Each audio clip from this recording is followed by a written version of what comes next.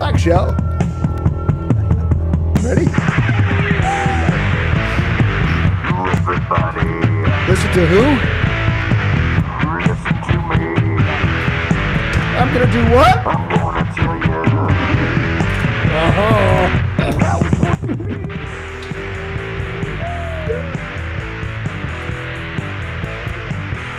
I'm gonna be.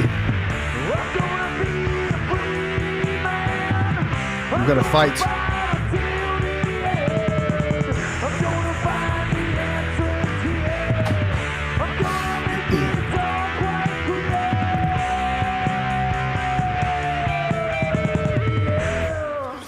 Welcome to the Chris and Mike Show. I'm Chris. He's Mike. This is Mark Aycock. Mark Aycock. Mark Aycock. And this show is being brought to you by Riverside FM, the one and only source for podcasting platforms. Remember, we are live on Twitch, YouTube, and at chrisandmikeshow.com. Just chrisandmikeshow.com. You can go there right now on the little googly machine, and you can see us here. Everybody smile. You can see all our smiling faces. It's that easy. It's that simple. Almost 100 countries right now. 400,000. What is it? 410,000. 420 now. 420 Yeah, smoking if you got it on yeah. YouTube. Yeah. And then I don't know how it'd be, 3,800, 4,000 subscribers, something like that. Yeah, we just It's- flew past 4,500. We're right at See- 4,500. Thank you for see- everyone that signed up. We appreciate you all for sure. That's awesome. And Mark's going to get us to 5,000 because Mark is a super popular human with an outstanding life resume. Damn And he has straight. amazing hair. He's got more hair than Mike and I combined, which is pretty impressive. So Mark, for here you coming on, are. Mark. Yes, absolutely. So here you are. We tell everybody we're on an elevator ride going from the first to the 30th floor. So you got 30 floors to tell us who you are, what you're all about, and why you decided to come on this little show that we have here. Well, I don't think it's a little show anymore the way you guys are going. So, Yeah, you know. but I'm blessed to be a part of this, and so thank you so much. We're blessed. We're blessed to have you, man. Yeah. Well, you all interviewed my agent, Beverly. Oh. Brock. Oh, we And, love Beverly, dude. Whoa, Beverly, yes, Beverly. Oh, yeah. She's, Love you, Beverly. and when I watched that interview, it was like, as it went on, it was like you could tell she's very nurturing, and you guys were like, she's like a mom, and so sweet and kind. But boy, she is a good friend, and we never met each other face to face, just through our conversations with her signing me as one of her writers. But boy, I'm telling you, she's been a blessing in my life. I'll give her a huge Right on. compliment, Mark. When we got done and she was off the air and Chris and I were talking, he was like, I'm pretty sure I've never talked less on an episode ever. So like the nurturing part, Yeah. we both kind of fed into that, man. She was just so fun to listen to because when someone tells you they started a business at 17 years old Right. as a girl in that Yeah. time period, Right. we're talking in the 60s, right? 50s, 60s. Right, yeah. That was huge for a woman to take that bold Yeah. of a step. So Well, she's a badass. Absolutely. And watching this podcast, which with her helped me learn even more, just how grateful I am to have her as my agent. So, That's awesome. so that's kind of what got me Beverly- here with you guys. Okay. Cool. Beverly's super cool, man. So how long have you been with Beverly? Because I'm going to text her and let her know you're on. How long have you been with her? Yeah, I think we started talking back in the summer. She was referred to me. Okay. And I've written a couple of story film treatments, and Nice. I needed to get an agent. I mean, I've been writing off and on for 3.5 decades, and just nothing Cool. Wow. happened. Life happened, and Sure. some other things that we can get talking about here in a little bit. But Yeah. but signed with Beverly, gosh, I guess maybe 5 to 7 months ago. I can't remember. She finally. Nice. She's really a busy agent, which is great, and but she was so personable on the phone, and it probably we probably contacted I contacted her probably through a couple of months, and she read War Angels, which is a film treatment I wrote. It's a faith action western. She fell in love. Okay. With the assignment. Right on. Right on. So, but yeah, and then she's been on the move with the stories.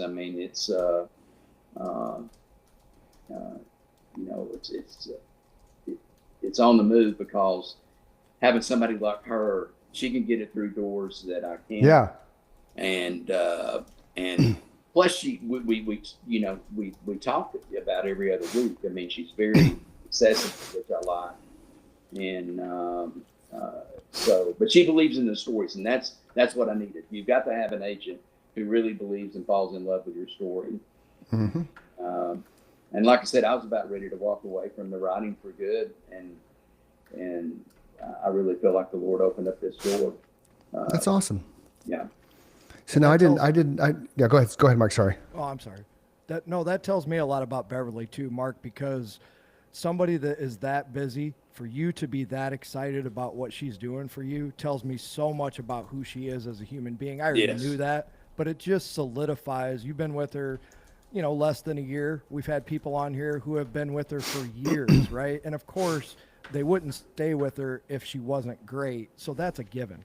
For you to Yeah. come on here and sing those same praises, being one of her newer clients, is so cool, Yeah. tells Mark me- is awesome.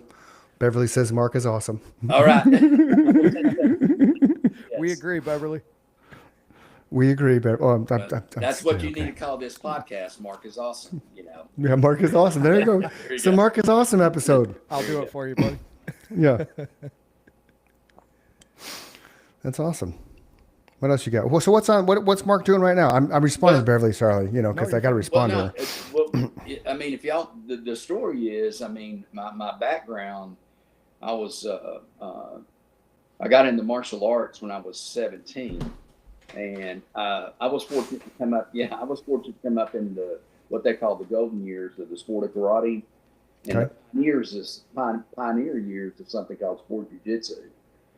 Oh. And I had a lot of success with it. I was really blessed, but it kind of Okay. led into, me writing a story and story Heroes for Innocence. I've been working on it. I've written different drafts off and on for years, and but the martial arts opened up some doors for me, and I actually moved out to LA for a little bit. Didn't stay out too long, but I did a little bit of work out there and did some commercial work and stuff back here in Tennessee. So I was interested in the acting part, but I wanted to write my own stories to act in. But then, life happens, and my fighting career ended when I was 35 years old. I'm 67 now. Okay. And I had a head injury during a championship fight, and it eventually developed into something called Meniere's disease. I don't know if y'all ever heard of that, I've heard of that. Yeah. but it's a very debilitating illness. You get vertigo and throw up. Oh. And, I've had yeah, vertigo, and- Mark. I'm and- familiar. and yeah, Vincent. The history is Vincent Van Gogh, the artist. Yeah. He cut off his ear. Well, they believe that the reason he did that is because he had Meniere's disease. It's that kind of. Oh. Doesn't Dana White from the UFC have that, Mark? Yeah, and Yeah, I that's remember where I've heard I of it. remember seeing some interviews with him and him talking, but it's just a crazy disease. But mine was caused from a head injury, like I said, and but then I got away from everything, away from the writing. I developed my own rehab program. Will you back up 1 second? Yeah. Did I misunderstand, or did you fight professionally for almost 20 years? Well, it's as professional as you can. It was a sport. You had to pay your way most of the time to get Okay. sponsorship. But yeah, I was a sport karate fighter for several years during awesome. the late 70s, That is awesome. the 80s, and the early 90s. And I was able to win a lot of Tournaments. and I would do all three events: the fighting, the kata, and the weapons. I wanted to be good at all of it. Wow. Yeah, cool. Had success with that. Yeah, and but that's kind of what led to the story Heroes for Innocence. And but then I won a national fighting title in Chicago. It was the ALKA Karate Grand National. It was a big tournament. Heard of it. I'm in Illinois, And- so I've heard of it. And some team affiliates were part of sport jiu-jitsu, and at the time it was kind of like controlled mixed martial arts. It was really basically karate mixed with judo. And so I started training with some of those guys and everything, and made the 5-man fighting team in 1990, and we won the silver medal at the World Championships. It's the first American team to medal in that sport. Wow. Damn, that's Wow. impressive, man. Congratulations. And yeah, and then after that, that's, I had knee surgery, had shoulder surgery, and so I went out to LA for a while, and then I came back and started fighting again. And that's when the head injury happened. Gotcha. But my Rocky story is, I did my own rehab, and kata is a pre-arranged series of movements. If you guys know, about karate, I'm familiar, yeah. and I would do these movements, and I would stumble and fall over, and I would stumble and fall over, and I knew I couldn't fight again. The doctor said, you didn't even need to do anything, but I needed to rebuild my personal training, personal coaching business. So it was against the odds. It really was. And 7 months later, I entered one more karate tournament and just did kata and weapons. And I just did it because I just wanted to go out. I Call it the wasn't bang. expecting to do anything. Yeah. And I couldn't fight, which was that's what I love the most, the fighting. But I still enjoyed the kata and the weapons, all parts of Cool. it. And lo and behold, I ended up winning the grand championship. Nice. The emotional time, and I walked away. That's Did awesome. my business. I lost the hearing in my right ear. I'm deaf in my right ear now from the Meniere's. I still have repercussions of it, but anyway, that's kind of my Rocky story there. Cool. And and I can keep going forward. Fast forward, life happens, things happen,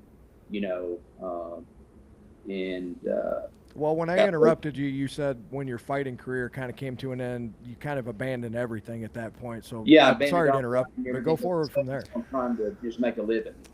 Come back to your left a little bit. You're leaning out of the camera. Okay, got it. There you go. Got There it. you go. There we go. Okay. Sorry. I don't mean to be that guy. Yeah, I might start leaning a little bit. Just keep telling me. But anyway, I met my wife, Michelle, in I'm trying to think, 2012. Okay. Yeah, and she's in the health business. She's a yoga instructor, personal trainer, health coach.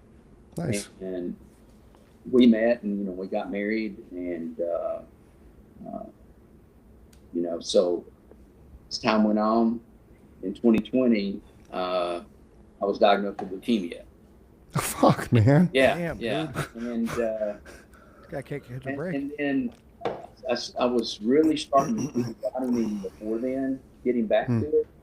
Yeah. And I had this other story. I wrote one scene to the story about, 3.5 decades ago with War Angels. I wrote one scene. Okay. Never did anything with it, but I remembered that scene, and that's one thing. As years went by, I kept thinking about that story. And so I wrote a film treatment. A treatment is like a precursor to a screenplay. But I've always Okay. wondered what that pitch. A is. lot of I times- heard Kramer talk Yeah. about it. Yeah. Yeah, I yeah, heard Kramer there- talk about it too. Yeah. Well, a lot of times, production companies, a screenplay is around 120 pages. A treatment can be about Okay. 10. But 10? It's a concept or idea, and I'm not a screenplay Yeah, writer. I 10. took a stab at it. I couldn't do it. 10. But writing a Okay. treatment, a short story. That's I just cool. I always don't wondered what that was. I've got a lot to learn. I've got a lot to learn about the writing process. But I wrote the story and gave it to my wife Michelle. I said, Mark, this is good. But she loved the other story, Heroes for Innocence, and it went through a lot of rewrites. And a good friend of mine, and Mike, you're into music, right? Or both of you guys? We both Both are. you. He Yeah. was the singer, you heard. A good friend of mine. He's actually he's been working on an album for the past several years. Ross Sutherland, really good musician and guitar player and vocalist. He said, Mark, you need to try to get those stories moving. I said, I don't know what to do, and he had a friend of his who was in the film business, and he was in the Stuntman Hall of Fame, and Right on. his name was Sonny D'Angelo. Well, I sent War Angels to him, and Okay. He read it, and he contacted me and said, I've been out here for 4 years. I've read a lot of storylines. this is one of the best storylines I've ever came across. That's awesome. That is So awesome. that helped my confidence that I knew I was Sure. doing something. And now he was battling cancer. He was battling for his life, but he moved from Las Vegas back to near Hollywood to get better treatment and to try to fit War Angel. We were going to go into a partnership with, and then he passed away. Oh, And man. so that was probably back in 2022, 23. And so nothing was moving with the stories. I didn't know what to do. And Right. I was back in about a year ago. I saw something on Facebook. I said, the Knoxville International Christian Film Festival, they have a film festival here in Knoxville. I didn't know about it. Well, they just started in 2024. And so I saw the director of the festival. He had a cowboy hat in the picture. And I said, oh, man, he'll love War Angels. You know, how can I get it to him? So I just emailed the log line of the story. And that's the catch. You got to have a good log line. And actually, a Christian film producer helped me with that log line on War Angels. It helped me Explain learn. a log line to me, Mark. Do what? Explain a log line to me. Okay, it's a pitch for the story, the whole story that's one sentence long. Wow. Hmm. War Angels, I should have it memorized, but I might mess up. Let's do that. An orphan Native American fights to save his wife and child against an oppressive outlaw gang who killed his parents. That's a perfect example. Yeah. Awesome. And I had help with that log line, and the Christian producer let me. He was a Christian film producer. He said, "Yeah, man, you can use it. You kind of wrote it, but I just narrow things down and put it." And so it helped me learn to write the log line to my story that I've been writing for years, because I'm still learning the process Right. of how to do this. And so I sent the log line to the film director. His name is Rob Eckno. It's Rob Eckno. Well, he sent me an email back. I'd love to read that. So it worked. The log line worked. So I sent it to his festival. And about a month later, I get an email.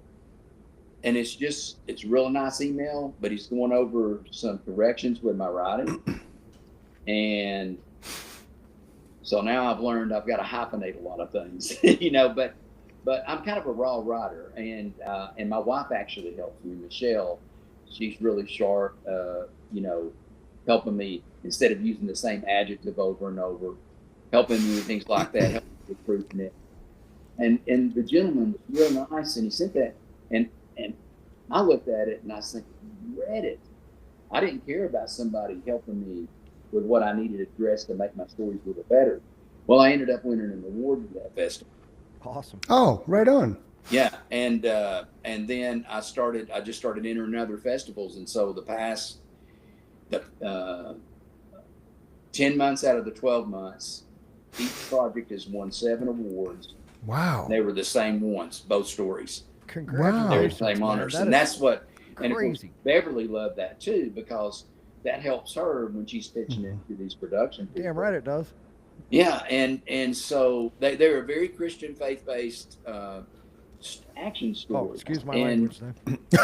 am I leaning again? Hey, man, Jesus No. swore. Jesus walking Yeah, through the that's frickin' what desert, this- man. 40 days, 40 nights. He was swearing like a mofo, man, when he had to pick all the dry stuff out of his nose and he had to step on scorpions and shit. You cannot tell me, Yeah. and this is coming from somebody who believes that he did not swear. He was in a bad mood by the time he got where he was going after 40 days, man. I don't believe he ever swore, but I know he turned over some tables and used that. There is such thing as righteous anger. It And- was the timing, Mark. I said damn right, Yeah. and you said something about Christian. And I was like, oh, sorry. if I wasn't, you know, it's been a process. Honestly, when, you know, after the leukemia diagnosis, you know, you start thinking, man, my days are numbered. Now, the leukemia I have is a slow progressing one, and so far I've not had to have treatment. Oh, But I do some That's crazy awesome. things to keep my immune system up, because I was really sick for about 2 years after I was diagnosed. you eat a lot of Just tacos, getting everything don't that you? came around, but the past 2 years I've not been sick with anything. And but I'll tell you He something. didn't hear that. He didn't hear that. I asked you if you ate a lot of tacos, huh? Yeah. Keep the leukemia at bay. Please tell me You the know? tacos will save me because I eat a lot of My tacos. immune system, beef working supplements. Yeah, and I think they help me. So There you go. yeah, Nice. but anyway, so going back to that, honestly, had prayed and talked to the Lord and told him, look, when I write, I want to honor you, because I feel like if I really do that, you will bless the stories and they will bless you. Well, I'm telling you, it's been wild the past 12 months. For dream this would have been happening, that I would have had Beverly as my agent, that I would have won and placed in some of these festivals. People like Rob Ecknell of the Knoxville International Christian Film Festival believes these would be good movies or series. A lady named Helena Yeaman, that's with the Christian Film Festival down in Florida. She fell in love with the stories and honored them. So just want to clarify. So these are being pitched at film festival, but there's nothing in print yet. It's all just an idea. Yeah, in writing. Well, it's in print. So Beverly has copies. They're copywritten. And Right, but they're not. You're itself. right. You're pitching these to film festivals, but it's not actually a film yet. Yes. Yeah, I mean, It's winning So awards? I don't understand how that works, man. Because I always thought film festival was you're watching the film, and then the crowd reaction determines if it goes forward, if it dies. I'm with him. So explain So how. yeah, like, you're going over our bald heads, Mark. Okay. It doesn't make any this sense is to all us, new man. me. Thank this you for is asking. all new to me. And so film festivals usually a lot of times have writing divisions. Ah. So they will do Ding, music. ding. They will do films, a lot of short films. Go to your left. They'll do screenwriters too.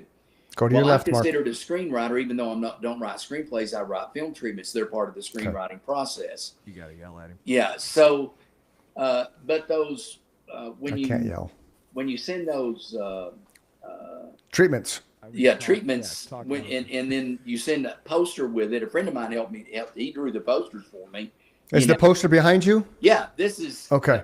Well, if I move, I'll be out of. Well, you can move out of the screen so you see the poster, and then you So- come back in the screen. Okay. Yeah, let me do this. Yeah. There you go. There you go. So this is my poster for War Angels, the log line I just read you. Okay. And this one's Heroes for Innocence. Okay. And I actually based the character years ago kind of off me. He's a martial arts expert.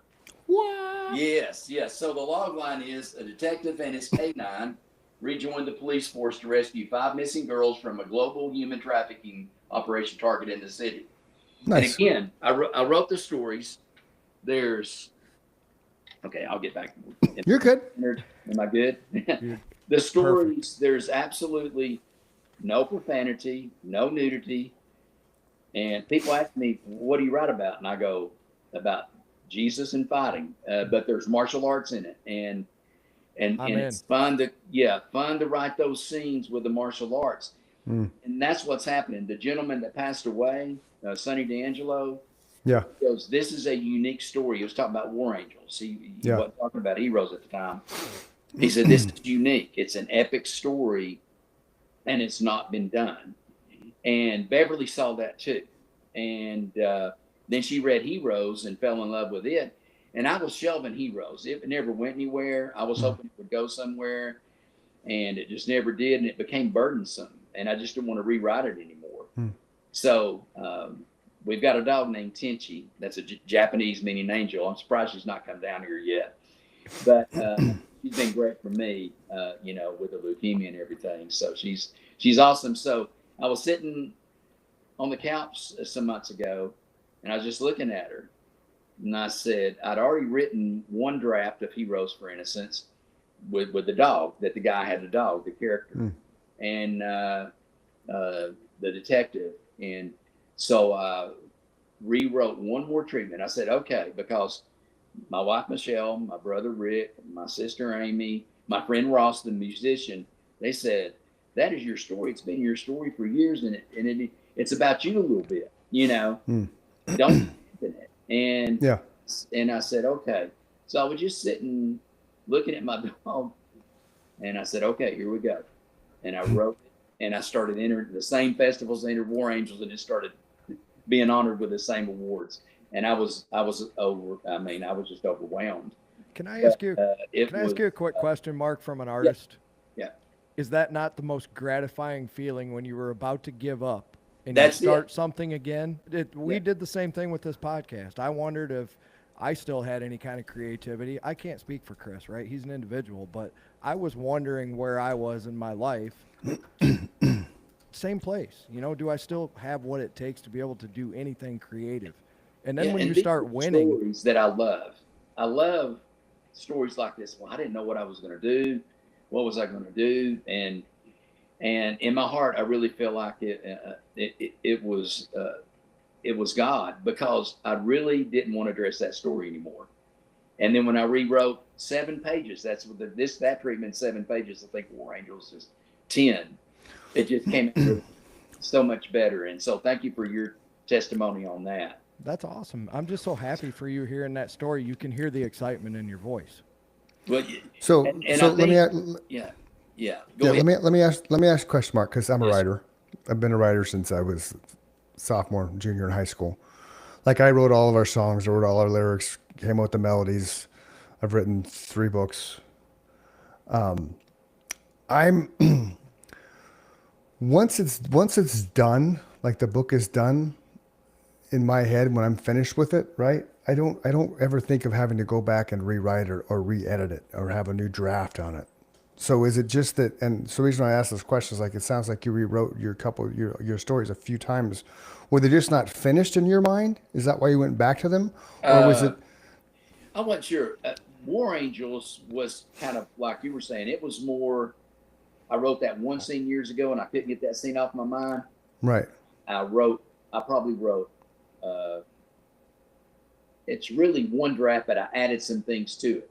Now Okay. since I wrote it in different cities, different locations, and I don't know. It just never went anywhere. I thought it was going to go somewhere, and but it didn't. And I think that's the part that became a little bit burdensome with me for some reason. But Okay. War Angels is different. I wrote it, and it just Just stuck. yeah. And I Okay. repressed Heroes, and Tenchi, my dog, was a big part of my inspiration. Nice. And That's that awesome. because it made the story a lot more rich, partnering them up. And Beverly Sure. read that one and fell in love with it. She goes, Mark, you've got 2 good stories. And, and I know it's hard enough just to get one good story, I mean, and when I talk about being a writer, I tell people, I go, geez, I flunked college English, but I loved creative writing. And Yeah, me too. so anyway, but I stuck with it. So you think about it, I started writing Heroes for Innocence back in the late 80s when I was competing. And now I'm 67 and been through all this stuff and in film festivals. And it's just, I mean, I really am. I'm humbled and overwhelmed and excited about it, And what you submit to the film festivals is just the 10-page treatment, or is it a whole Yeah. screenplay? And It's just the treatment. This is a good question. Mind-boggling.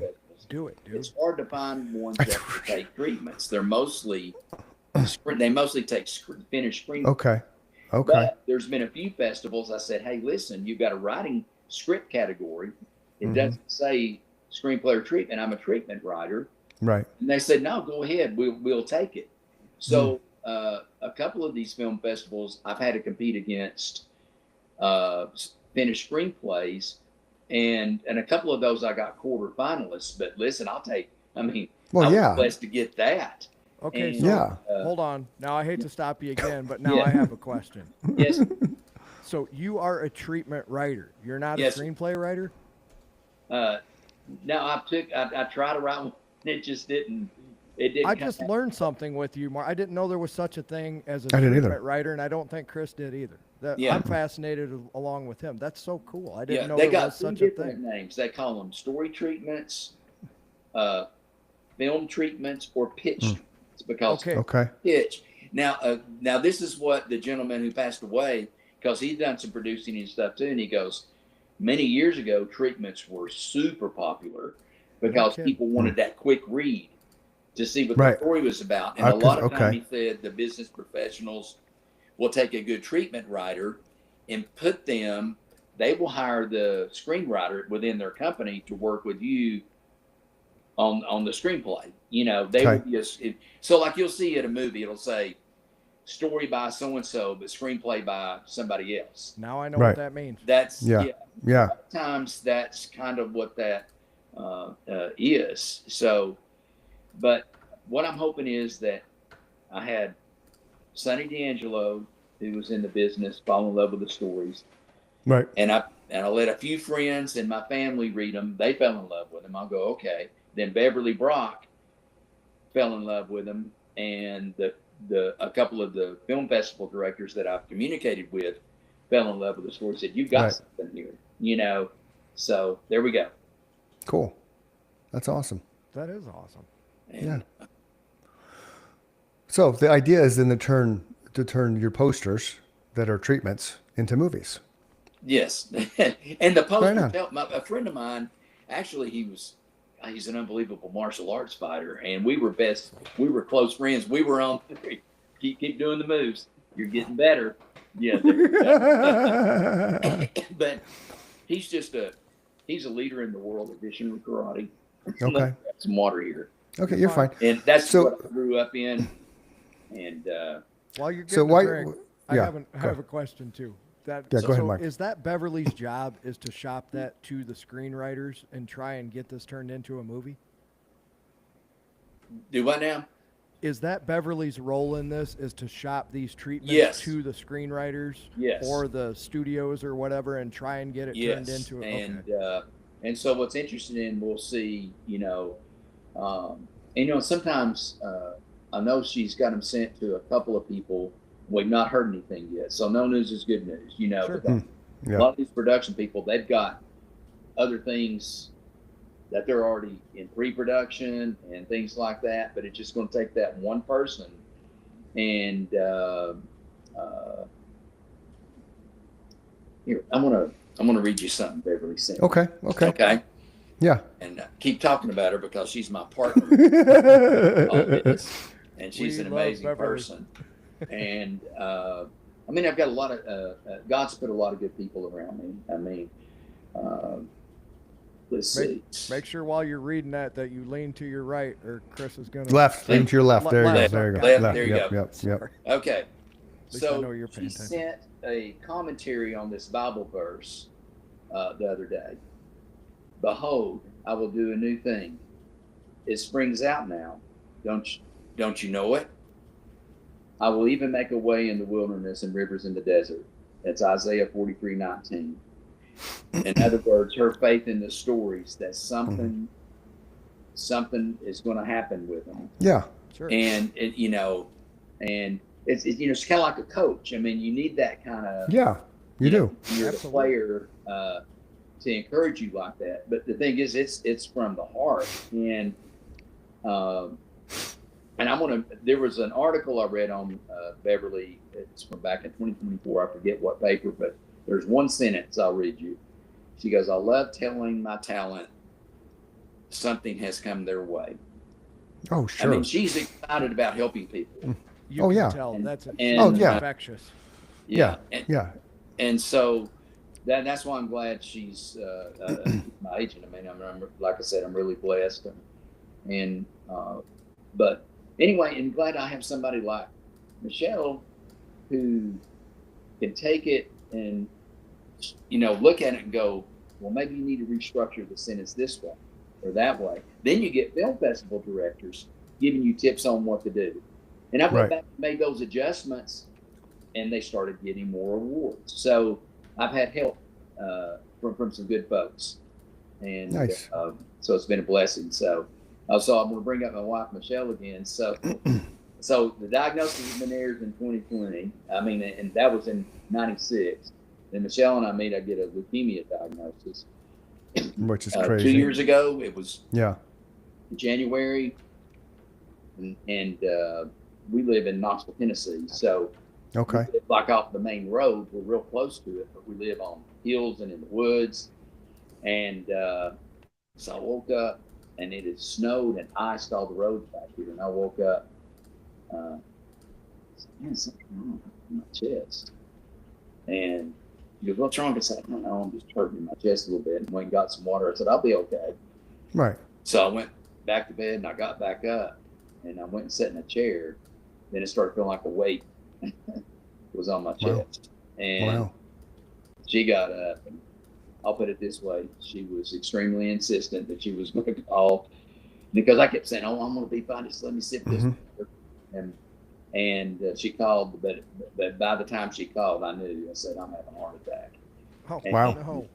The paramedics, they couldn't get up the hill where we live.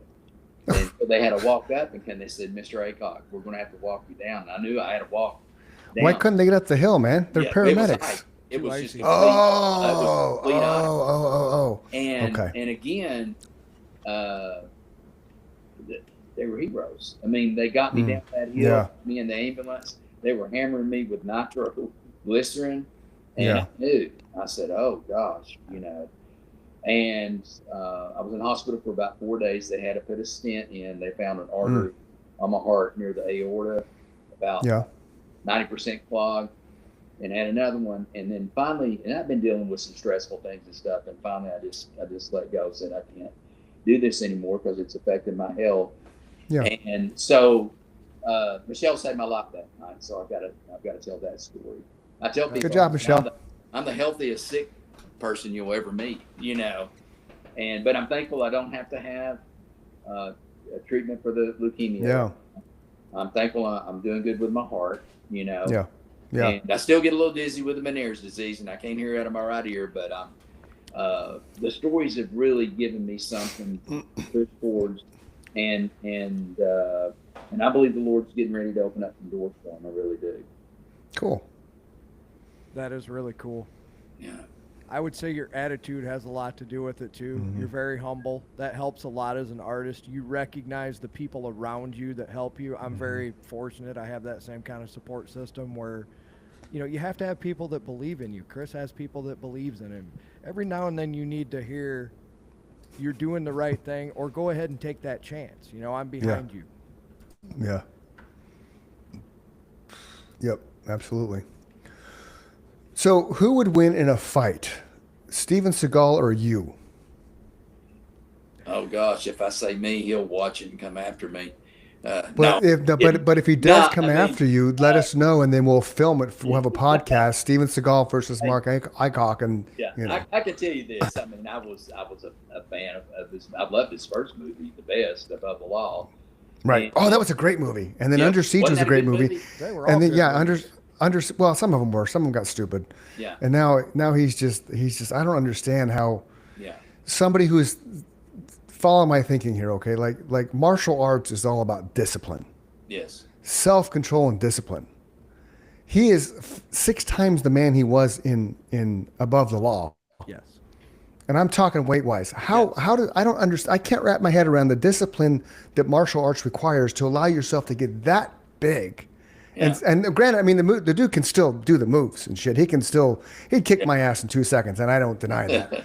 But I don't understand that. I've never been able to wrap my head around that when you have such a disciplined sport, yet the discipline doesn't carry over outside of the sport. Does that make sense? yes, and you see that a lot, and I think in a lot of the sports. But when you, I don't know, I prided myself during my, you know, I mean, I hadn't been able to fight. Well, yeah, but you have leukemia and heart and stuff. Like you don't have, Yeah. you have But your I still- limitations, but you, but right. Here's Yeah. the cool thing. Good. I still have a handful of people Mm-hmm. that come, and I teach them I don't do any fighting. I teach them some kata movements. I teach them how to hit the heavy bag. I Right. teach them the fitness part of it, and I've got some Cool. really good competitors that come to me to coach them Cool. up and clean it, help them with their training methods. And Yeah. so I work very part time. Now I would love to be able to be a writer full time, but these people trust me for their health and fitness, and the competitors for improving their competitive skills. And so I still Yeah. have people that come to me after all these years that still want my guidance with that. So I'm very thankful for that. You know. Which is cool. Yeah. Yeah, which is awesome. So you didn't answer my question. Who would win? Okay. Him. Oh gosh. Since I was a fan of his and loved especially Above the Law, I'm gonna have to say it's a draw. Okay, thank you. That's I just Actually, it You would know, be oh, him. But he is, listen, Aikido, he's a very good Aikido martial artist. But here's What? the deal: the discipline in Aikido. And I am no martial arts expert, but I have listened to thousands and thousands of hours of UFC people talk about it. Right, so I would consider myself a subject matter expert. You would have kicked his ass in your prime because you are performing an aggressive discipline. Aikido is only a defensive skill.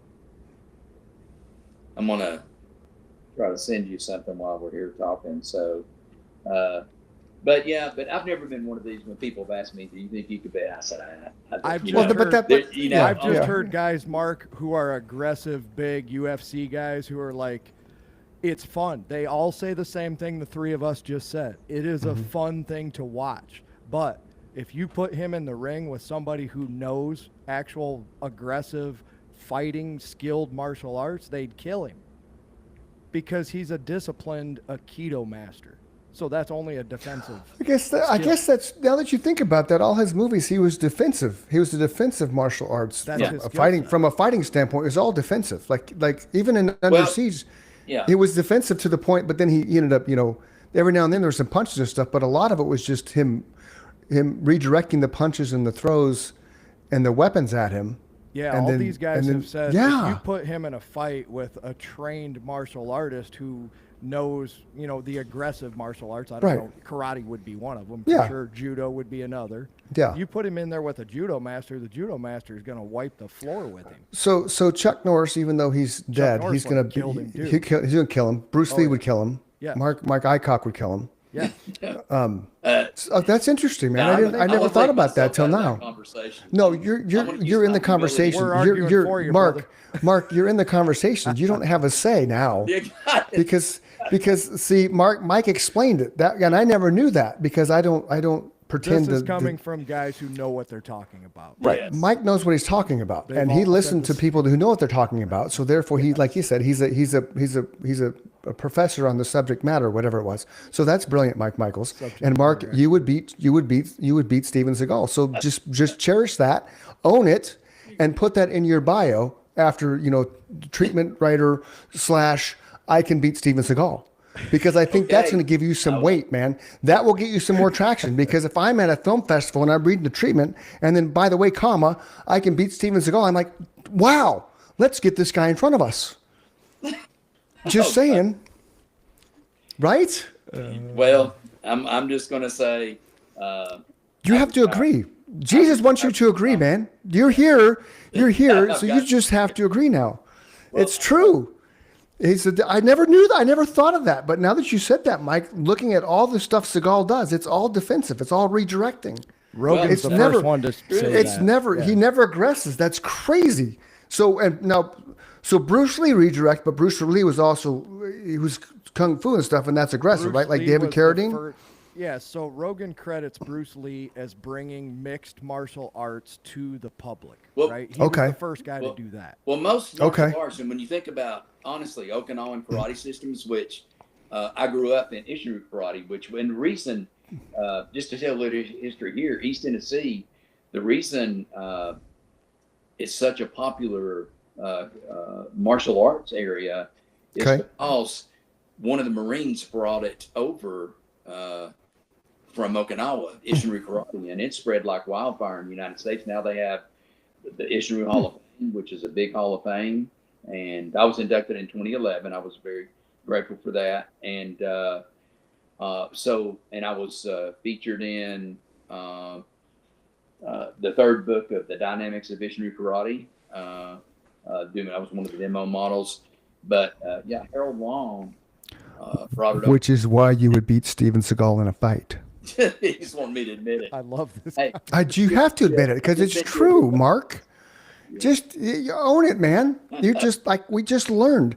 I learned this today. I'm today years old when I learned that Seagal's method of martial arts is reactive and defensive. So therefore, you are an aggressor in the martial arts world by your own account. You win. You have all three things. You have the weapons, And the other two things that you talked about, you win. Just, dude, your life's complete.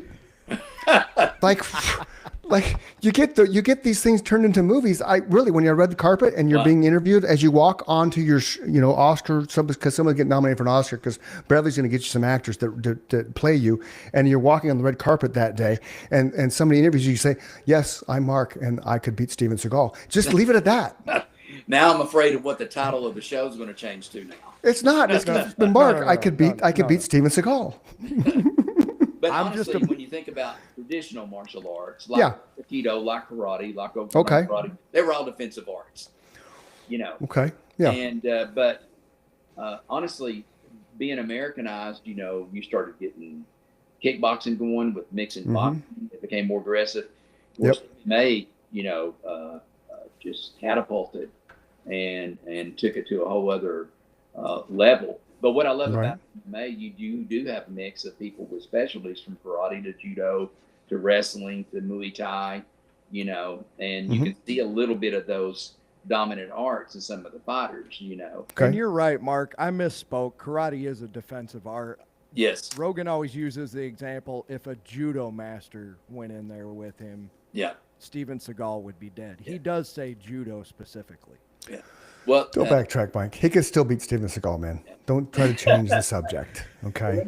I actually said I was a subject matter expert, and I'll get eviscerated for saying that.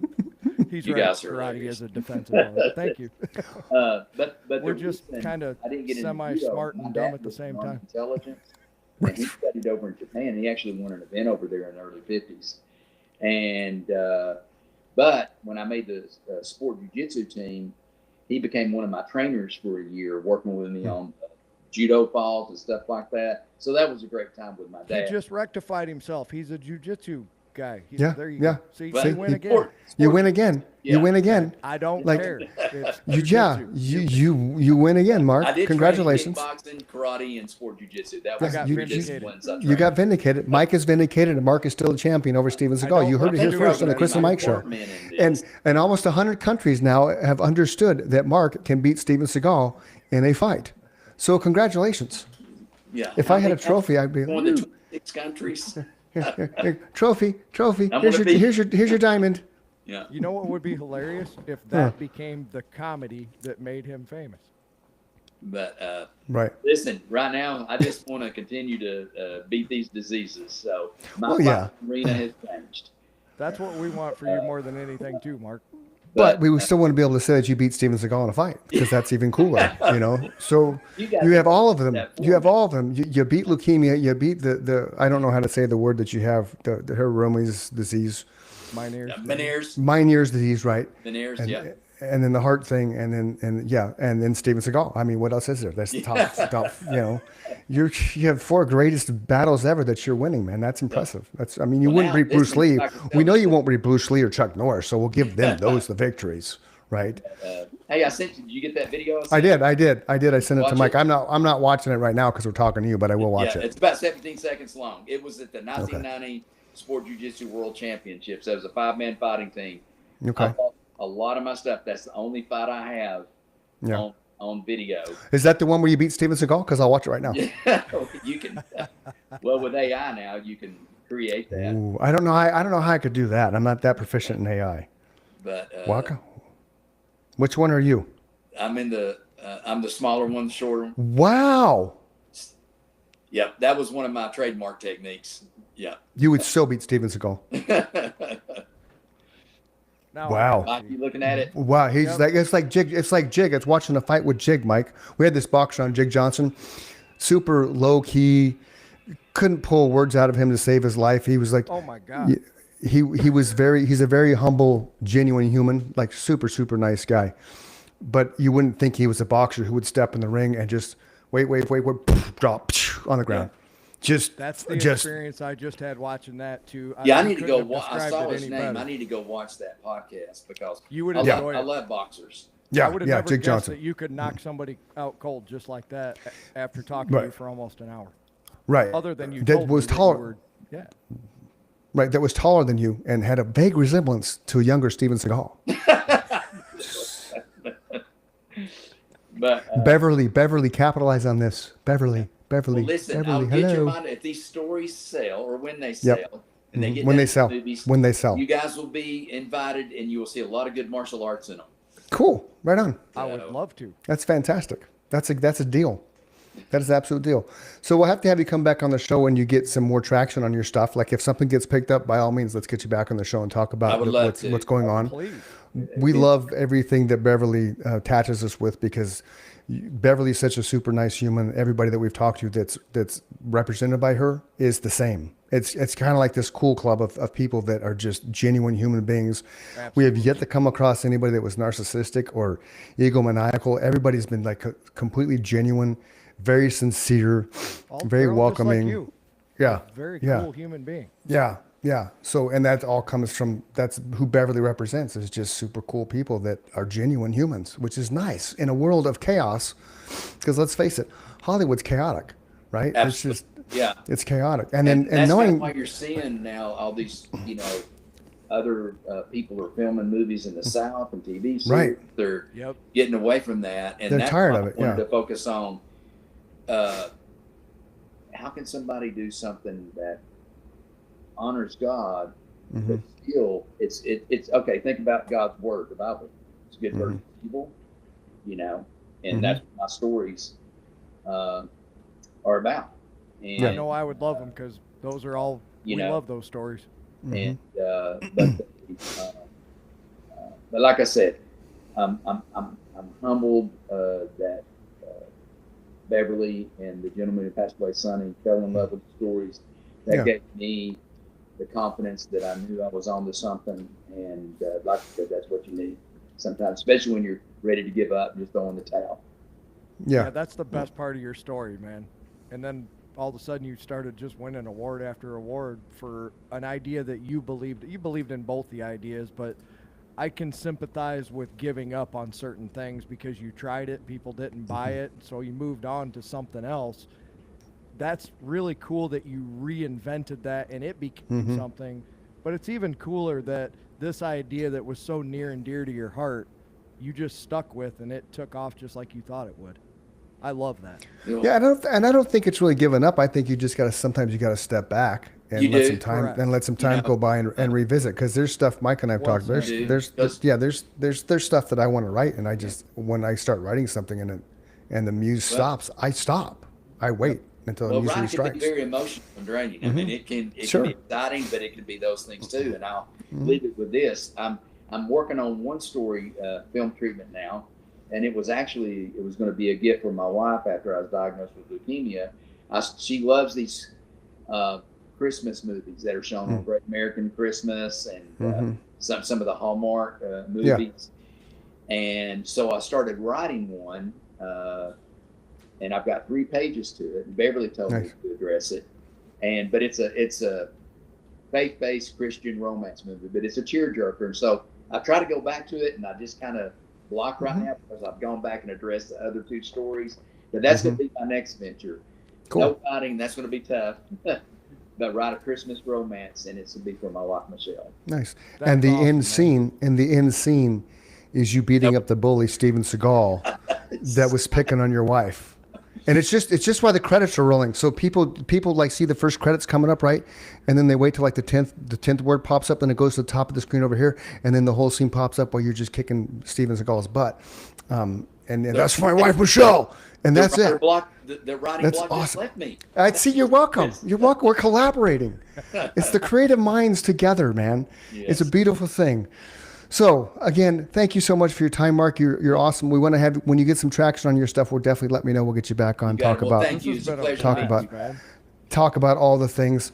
And again, we always wrap up like this. If you're feeling, I don't know how you can feel suicidal, depressed after listening to Mark talk for an hour. It was just fantastic. I mean, but if you are, go journal, go scream in a pillow, go outside and run, go find somebody to talk to. If you can't find somebody to talk to, there's a really cool website. Go to sunflowersober.com. We just had a gentleman on the show, Eric, who champions that. Yeah. It's a little better resource than texting 988. So just, if you don't it's the have, great thing you guys are doing with that. I mean, yeah. Thank you. You don't want to leave a hole in somebody else's heart because you chose not to wake up tomorrow, because tomorrow is always a better day with you in it. Absolutely. So remember that. You can also go to the Google or the Apple and Zobi, Z-O-B-I, space AI. It's a really cool AI-generated therapist that Eric created that can help you change your mindset and get you back on the track you need to be on to, to Don't make have it to through talk this to day. anybody. No, it can be completely, what's the word? Anonymous. There you go, completely anonymous. So if you don't want to, purge your feelings to a human being, you can do it to AI, which is completely At fine. least get started doing something so you're here. tomorrow. Yes, exactly. Because we want you here tomorrow. Because again, the world's a better place with you in it. For Mike Michaels, I'm Chris Denham. This is Mark Aycock. Mark Aycock. Aycock, thank you. The champion over Steven Seagal. For Chris and Mike's show, nothing but love. We thank you for your time, and we'll see you next time. Okay, Peace. love you guys. God bless you. Don't Thanks go again, anywhere. Mark. Don't go anywhere, champion.